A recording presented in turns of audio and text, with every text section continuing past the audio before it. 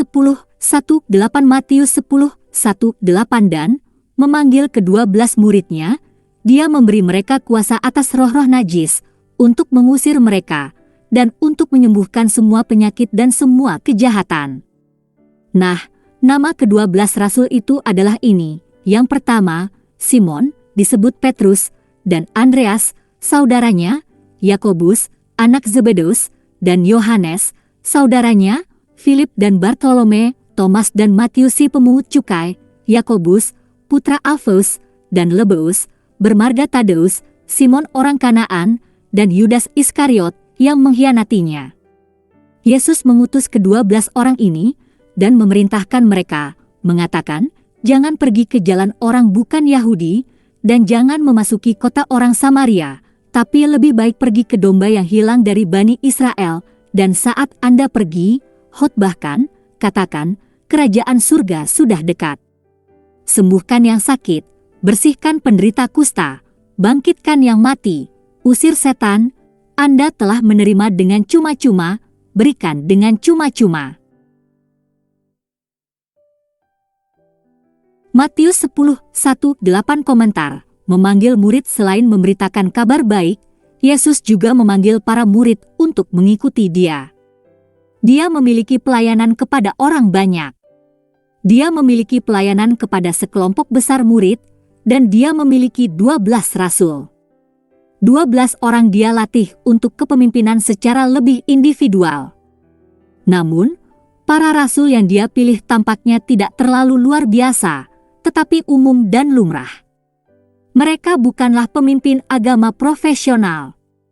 Faktanya, mereka sangat umum sehingga dibenci oleh elit agama. Tapi mungkin idenya adalah bahwa para pemimpin harus orang biasa, orang Kristen biasa. Dan mungkin juga pelajarannya adalah bahwa semua orang Kristen biasa harus terlibat dalam pemuridan. Salah satu perbedaan utama antara kekristenan Alkitabiah dan kekristenan pasca Alkitabiah adalah pembagian kaum awam dan pendeta pada masa pasca Alkitabiah, yang tampaknya sebagian besar tidak ada dalam kekristenan awal. Sikap elitis mencirikan kekristenan pasca Alkitabiah yang berakibat menekan kedewasaan orang percaya dan berkontribusi pada ketidaksuburan mereka. Pelayanan telah dilihat sebagai terbatas pada elit yang hanya didukung secara finansial oleh orang awam yang dilihat sebagai domba bodoh yang tidak mampu melakukan lebih dari mendengarkan ceramah, fasih dan bijaksana dari yang tercerahkan. Klerus. Inilah yang menjadi Yudaisme pada zaman Yesus. Tetapi elit pemimpin agama menjadi musuh utama Yesus. Model yang diusulkan oleh Yesus adalah bahwa setiap orang harus mengikuti teladannya. Dia tidak pernah membangun gedung atau mendirikan institusi meskipun dia tidak menentang opsi ini. Kekristenan pasca Alkitab cenderung dibangun di atas model korporat, menekankan program, institusi, bangunan, sementara individu diremehkan. Tetapi kekristenan yang Alkitabiah sangat menghargai individu. Kekristenan Alkitabiah mencontoh keluarga. Perintisan gereja saat ini difokuskan pada pendirian sebuah lembaga di lokasi baru, yang biasanya mencakup pembangunan gedung sebelum gereja dipertimbangkan untuk dirintis. Tetapi untuk membangun sebuah keluarga sedikit berbeda. Fokusnya adalah pada hubungan, bukan program. Orang tua tahu siapa anak-anaknya. Mereka tahu bahwa mereka memiliki wewenang dan tanggung jawab atas mereka untuk peneguhan mereka. Tapi dalam model korporasi, siapa orang tuanya? Seperti di Israel pada zaman Yesus, para pemimpin lembaga lebih seperti CEO korporat yang impersonal, dibayar untuk pekerjaan mereka. Namun tidak ada keintiman dan rasa komitmen dan tanggung jawab dengan individu yang dimiliki orang tua dengan anak-anaknya. Mereka lebih seperti pencari nafkah daripada penggembala. Dengan mengikuti teladan Yesus, orang percaya tidak hanya melayani orang banyak, tetapi juga berfokus pada individu tertentu. 1 orang, 12 murid, ini adalah model yang disajikan Yesus.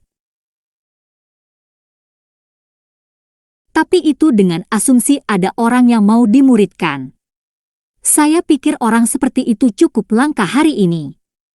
Karena itu menyiratkan asumsi tingkat ketundukan pada otoritas manusia yang cukup jauh bahkan di dalam komunitas Kristiani.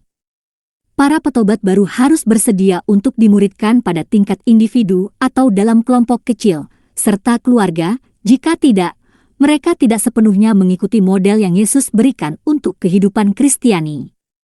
Murid-murid menyerahkan diri mereka bukan pada suatu institusi tetapi pada seorang individu. Baik pemuridan maupun pemuridan harus memiliki sikap-sikap ini. Tetapi saya mengenal orang-orang Kristen yang begitu terpengaruh oleh model korporat yang bahkan memengaruhi pandangan mereka tentang tanggung jawab orang tua dalam membesarkan anak-anak mereka. Mereka percaya bahwa kebanyakan orang tua tidak kompeten sebagai orang tua dan hanya segelintir elit yang kompeten untuk membesarkan anak.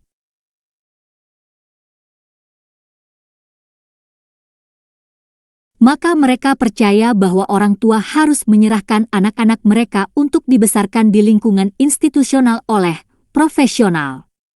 Ini adalah cerminan dari sikap meremehkan yang secara historis dimiliki oleh kepemimpinan elit agama terhadap orang Kristen biasa, dan ini juga merupakan cerminan dari sikap malas dan tidak bertanggung jawab dari orang Kristen awam. Mereka percaya bahwa kebanyakan orang tua tidak kompeten sebagai orang tua dan hanya segelintir elit yang mampu membesarkan anak. Maka mereka percaya bahwa orang tua harus menyerahkan anak-anak mereka untuk dibesarkan dalam lingkungan kelembagaan oleh para profesional. Ini adalah cerminan dari sikap meremehkan yang secara historis dimiliki oleh kepemimpinan elit agama terhadap orang Kristen biasa, dan ini juga merupakan cerminan dari sikap malas dan tidak bertanggung jawab dari orang Kristen awam.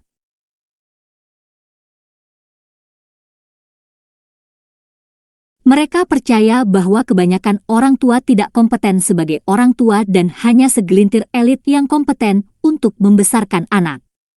Maka mereka percaya bahwa orang tua harus menyerahkan anak-anak mereka untuk dibesarkan di lingkungan institusional oleh profesional. Ini adalah cerminan dari sikap meremehkan yang secara historis dimiliki oleh kepemimpinan elit agama terhadap orang Kristen biasa, dan ini juga merupakan cerminan dari sikap malas dan tidak bertanggung jawab dari orang Kristen awam. Apa tujuan memuridkan? Apakah itu hanya untuk peneguhan pribadi Anda sendiri?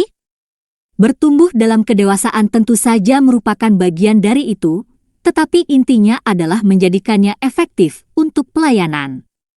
Ikutlah aku, kata Yesus, dan aku akan menjadikanmu penjala manusia.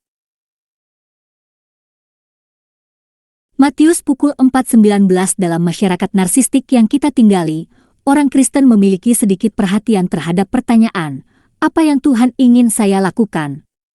Dan lebih terobsesi dengan pertanyaan tentang bagaimana perasaan mereka tentang berbagai hal. Ini adalah zaman kekristenan yang merasa nyaman. Kebebasan di dalam Kristus menjadi praktik pelanggaran hukum dan ketundukan sama dengan perbudakan.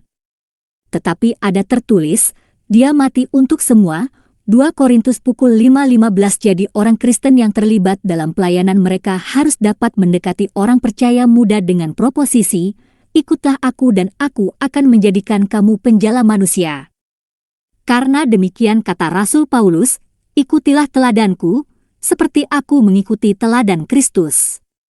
1 Korintus 11:1. Sama seperti Yesus kadang-kadang ditolak selama pelayanannya, demikian juga Anda akan ditolak ketika Anda membuat proposisi seperti itu. Mereka akan berkata, kamu bukan Yesus. Anda bukan Paulus. Kamu pikir kamu siapa sehingga aku mengikutimu? Tetapi kita hanyalah mereka yang mengikuti teladan Kristus dalam tunduk pada perintah-perintahnya. Pergi dan jadikanlah semua bangsa muridku. Matius 28:19. Pengakuan iman Tuhan Yesus Kristus. Saya mengakui dosa-dosa saya, dan saya bertobat dari dosa-dosa saya, dan saya mengakui Tuhan Yesus Kristus sebagai satu-satunya dan cukup juru selamat hidup saya, menulis nama saya dalam buku kehidupan. Kisah Para Rasul pukul 2:21 dan akan terjadi bahwa setiap orang yang memanggil nama Tuhan akan diselamatkan. Kisah Para Rasul pukul 2:21 Wahyu 21:8 Tapi pengecut, kafir, bejat, pembunuh, cabul, sihir, penyembah berhala dan semua pendusta tempat mereka akan berada di lautan api yang terbakar dengan belerang. Ini adalah kematian kedua. Wahyu 21:8.